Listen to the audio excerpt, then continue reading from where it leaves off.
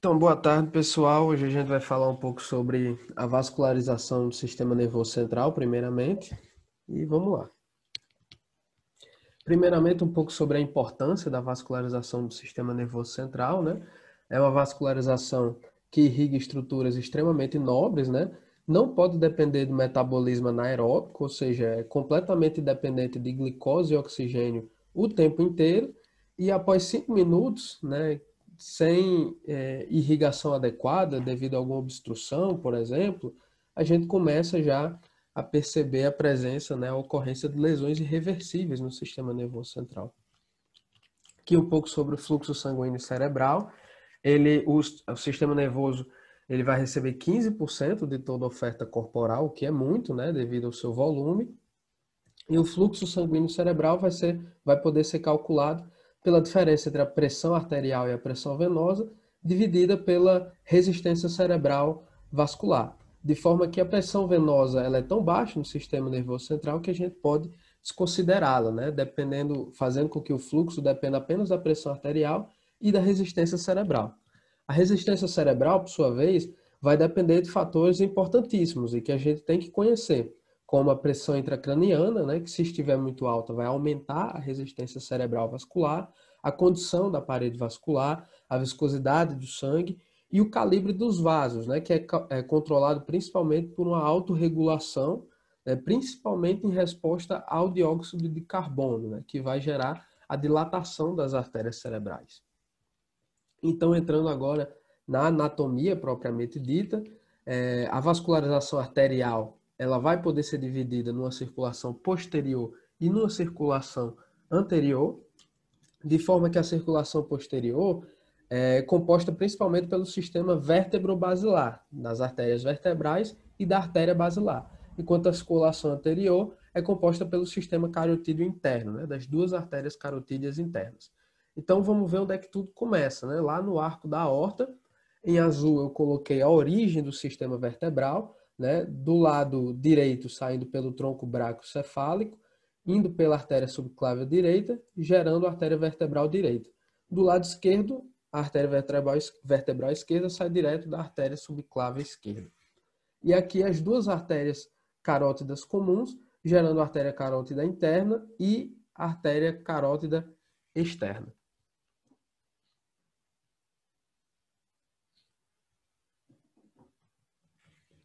Então, esses dois sistemas, quando chegarem no sistema nervoso central, eles vão se unir, formando o famoso polígono de Willis. E agora a gente vai olhar um pouco mais a trajetória de cada um desses dois sistemas antes de chegar no polígono de Willis propriamente dito. Então, um pouco sobre a trajetória da artéria carótida interna, primeiramente. Alguns pontos de referências anatômicos que a gente vai poder observar. Primeiro, o seio carotídeo, que é a dilatação que fica bem na bifurcação da artéria carótida comum. Depois, ela vai adentrar o crânio pelo canal carotídeo, que é um acidente no osso temporal, no orifício do osso temporal. Depois, ela vai perfurar o seio cavernoso. E aqui no seio cavernoso, ela vai fazer essa trajetória para frente, né, que vai fazer com que ela faça um desenho de S, né, que fica conhecido na arteriografia como sifão carotídeo, né, ele fica bem evidenciado na arteriografia. E assim que ele sai do seio cavernoso, ele já dá origem às artérias cerebrais médias e artérias cerebrais anteriores, que são seus dois ramos terminais. Todos esses pontos de referência fazem parte dos segmentos pelos quais a gente pode dividir a artéria carótida interna, né? O segmento cervical, o segmento intrapetroso, que se chama intrapetroso porque se refere à porção petrosa do osso temporal, o segmento intracavernoso e o segmento cerebral. Aqui, do lado direito, a gente tem a vista inferior, em que eu evidenciei o canal carotídeo, né? A gente percebe a entrada da artéria carotídea interna pelo osso temporal, e do lado esquerdo a gente tem uma vista superior, né? Em que a gente vê a artéria carótida interna saindo do canal carotídeo, né? Já horizontalmente, né? Já fazendo sua trajetória para frente. Aqui a gente vê também onde está mais ou menos o número 7, é o processo clinoide, né? Que é onde a artéria carotídea interna ela vai fazer a curva para cima, né? Ela vai ter uma relação muito íntima com esse processo do osso esfenóide. Aqui a gente tem o corte axial numa visão posterior do segmento intracavernoso. A gente consegue ver o sifão carotídeo aqui bem na sua curvatura, né? Aqui no momento em que a artéria penetra, né? Está dentro do seio cavernoso. E aqui, quando ela já está saindo, a gente consegue ver a sua relação bastante íntima com o quiasma óptico. Aqui na arteriografia, a gente tem evidenciado o sifão carotídeo, que vai ser uma referência importantíssima, né, nesse exame.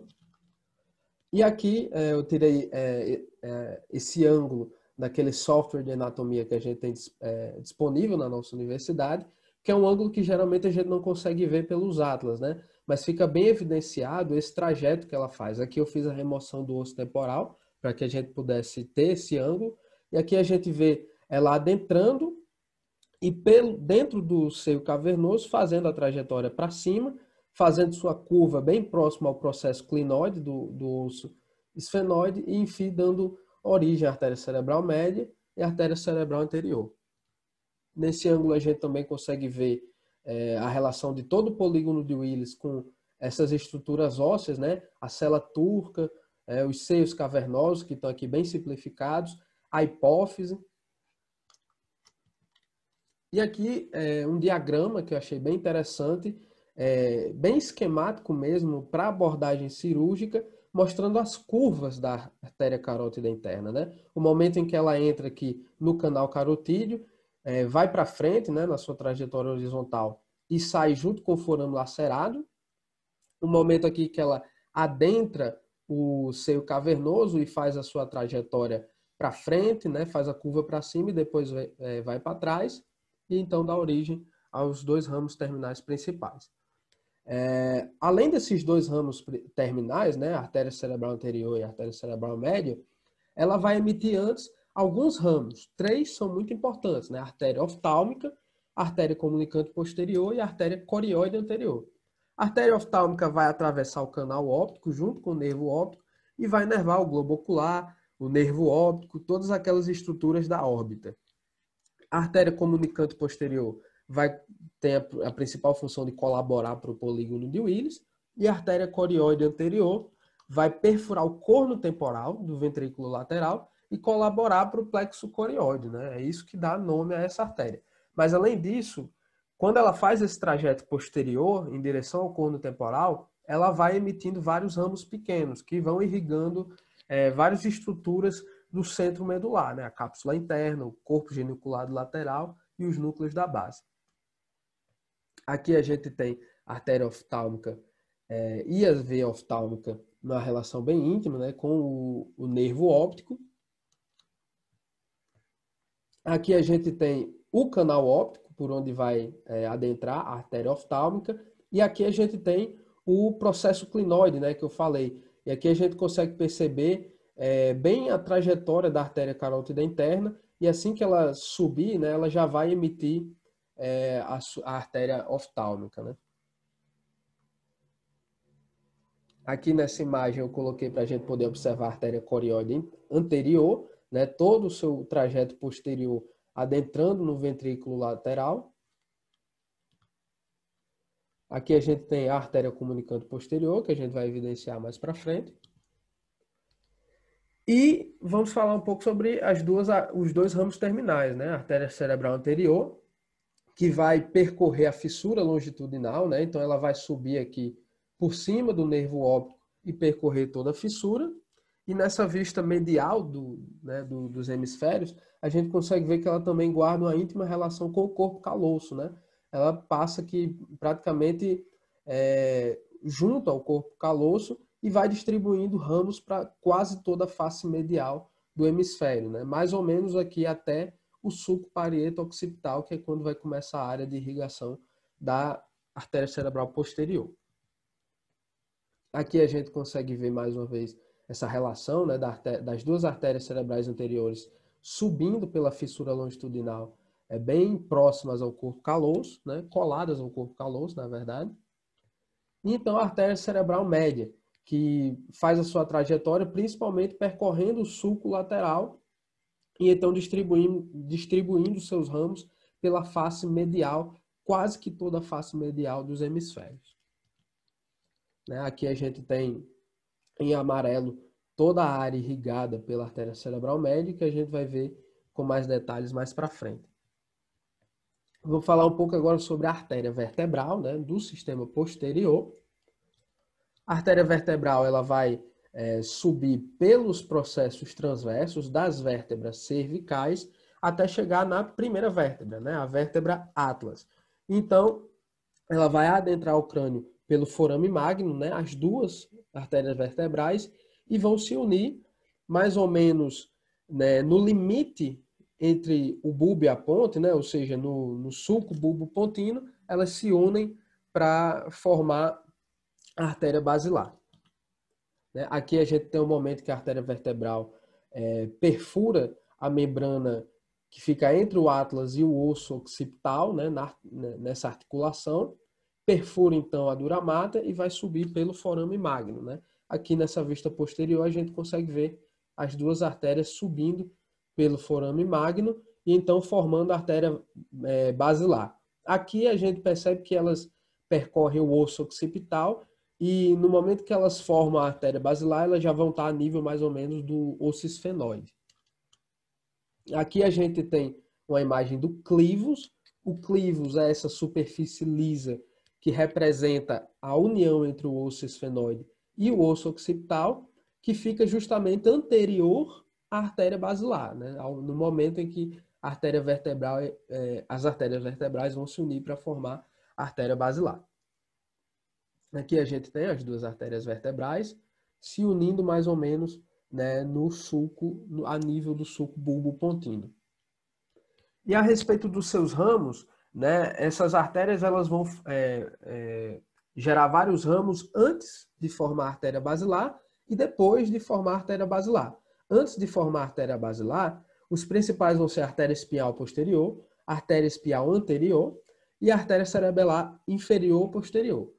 Após formar a artéria basilar, a gente vai ter a artéria cerebelar superior e a artéria cerebelar inferior anterior, a artéria do labirinto e os ramos pontinos, para então, finalmente, a artéria basilar dar origem às artérias cerebrais posteriores.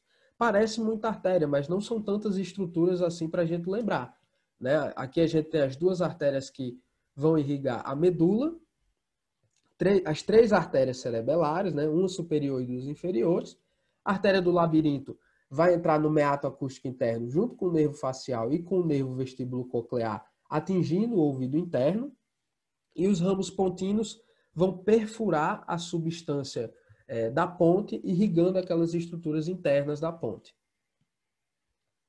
Aqui a gente vai conseguir visualizar todos esses ramos.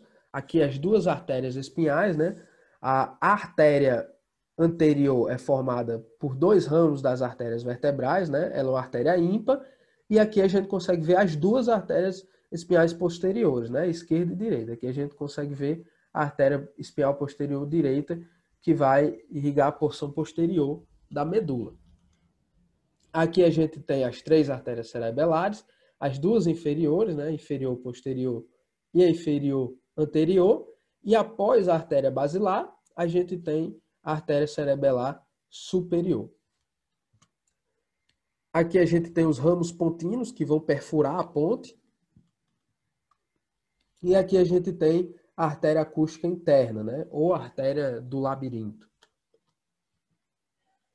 Então, finalmente, a gente entra no polígono de Willis. Essa imagem a gente consegue utilizar para observar a sua relação com o quiasma óptico, né? Com o tubo cinéreo e, consequentemente, com a hipófise, né? E com a fossa interpenducular, que é esse espaço que fica entre os pedúnculos cerebrais. Então, no polígono de Willis, a gente vai ter as três grandes artérias cerebrais e os dois grupos de artérias comunicantes, né? Então, em verde, a gente tem as duas artérias cerebrais anteriores, em laranja, a comunicante anterior, em azul, as duas cerebrais médias, em roxo, as comunicantes posteriores e em amarelo, as duas artérias cerebrais posteriores. Essas artérias comunicantes, tanto a comunicante como a anterior, como as comunicantes posteriores, elas são anastomoses potenciais, ou seja, normalmente o fluxo sanguíneo por elas não é tão grande. Entretanto, elas colaboram para a circulação colateral em momentos de necessidade, né? Quando ocorrem obstruções, por exemplo, o fluxo sanguíneo nessas artérias vai aumentar.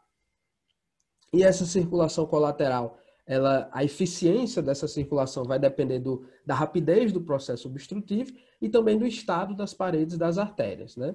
Então, a correlação clínica entre isso e o acidente vascular isquêmico é bastante evidente, né?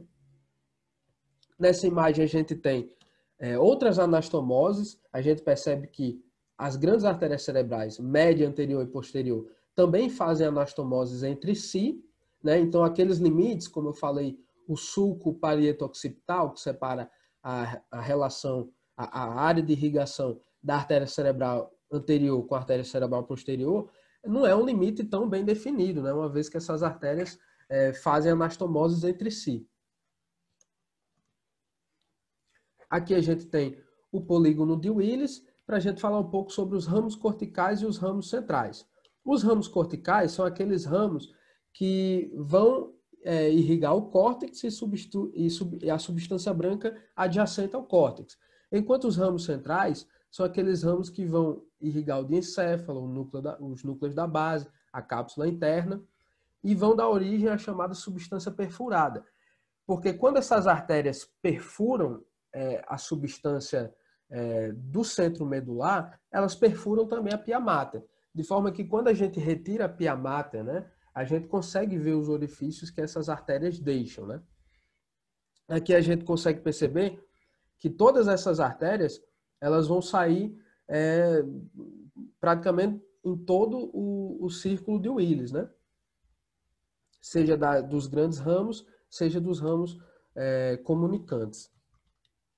De forma que a gente tem um par de artérias muito importantes, né, dentre esses ramos centrais, que são os ramos centrais da artéria cerebral média, que são as artérias estriadas. As artérias estriadas elas vão ser responsáveis por irrigar o corpo estriado e a cápsula interna. A gente consegue ver elas aqui, né?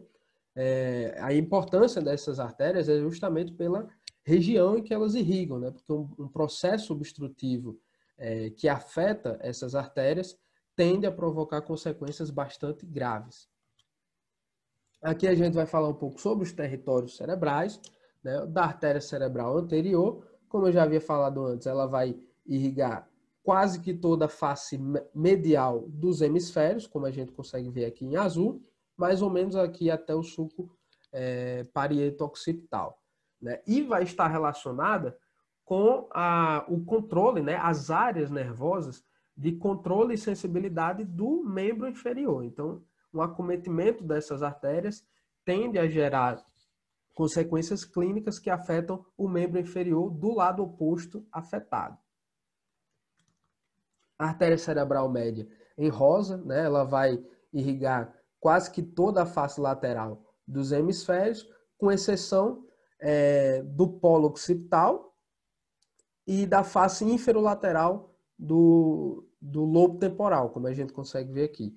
E em relação às áreas, né, a gente destaca o centro da fala, né, que recebe irrigação dessa artéria, né, portanto, distúrbios da linguagem podem ser consequências clínicas de obstrução dessas artérias, e elas vão irrigar também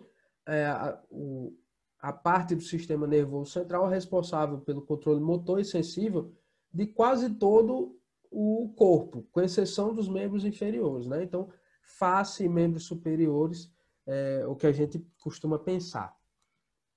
E aqui a artéria cerebral posterior, que vai irrigar no lobo temporal a sua face inferolateral, né, como a gente consegue ver aqui na imagem A, e a sua face medial quase que inteira também. Além disso, né, o lobo occipital praticamente inteiro, que é responsável, né, é a área da visão, né, fisiologicamente falando. Portanto, uma obstrução, por exemplo, dessas artérias cerebrais posteriores podem gerar anopsias ou hemianopsias, né, que são justamente os distúrbios dos campos visuais.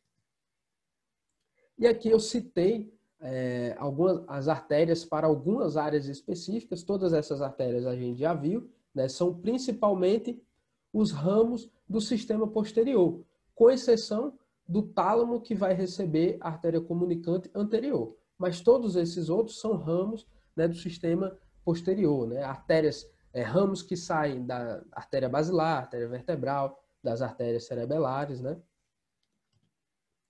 Então, um pouco sobre a vascularização venosa do encéfalo. Ela vai poder ser dividida no sistema venoso superficial ou externo e no sistema venoso profundo ou interno. Ambos esses sistemas vão drenar para os seios da dura mater, que vão drenar para as veias jugulares internas. Então aqui a gente consegue ver as veias cerebrais superficiais, né, que vão drenar do córtex e da substância branca adjacente a esse córtex. Aqui a gente tem destacado as veias cerebrais superiores, que vão drenar para o seio sagital superior, e as veias cerebrais inferiores, que vão drenar para o seio petroso superior, o seio cavernoso e o seio transverso. Aqui é uma das mais importantes das veias cerebrais superficiais e inferiores, que é a veia cerebral superficial média, né? Ela vai drenar diretamente para o seio cavernoso. Ela, na verdade, é uma conexão, né, entre o sistema venoso superficial e o sistema venoso profundo, né? No sistema venoso profundo, nós temos as veias cerebrais profundas, que vão drenar do corpo estriado, da cápsula interna, do diencéfalo, de todo o centro branco medular, e elas basicamente vão convergir para uma artéria, para uma veia muito importante, que é a veia cerebral magna, ou veia de Galeno, que a gente consegue ver aqui. A veia de Galeno, por sua vez, vai drenar todo esse sangue para o seio reto. Então aqui a gente consegue ver nessa imagem da esquerda, onde eu estou colocando o mouse, a veia magna, e do lado direito a gente consegue ver a veia magna de uma vista inferior, né? Recebendo aqui todas essas veias cerebrais profundas. Aqui mais uma vez a veia magna, né? Recebendo as veias cerebrais internas e drenando para o seio reto. E por fim, a saída do sistema venoso do crânio, né? Do lado esquerdo, a gente consegue ver aqui o forame jugular com o seio sigmoide, né? Que vai se continuar como veia jugular interna assim que sair do crânio, né? Também pelo forame jugular. Agora um pouco sobre a vascularização da medula espinal. A medula espinal vai ser irrigada por esses dois grupos de artérias que a gente mencionou anteriormente, a artéria espinal anterior e as artérias espinais posteriores, e conforme essas artérias vão irrigando a medula, elas vêm recebendo contribuições de outras artérias de fora da coluna vertebral, que vão entrar pelos forames intervertebrais, né? De forma que nos segmentos torácicos superiores e inferiores da medula espinal, a artéria espinal anterior, ela pode ser muito pequena, de forma que a irrigação nessas regiões vai depender majoritariamente dessas artérias contribuintes, que vêm de fora da coluna vertebral, né? Portanto, obstruções dessas artérias que vêm de fora da coluna vertebral podem acabar ocasionando lesões medulares no quarto segmento torácico, do quarto segmento torácico até o primeiro segmento lombar.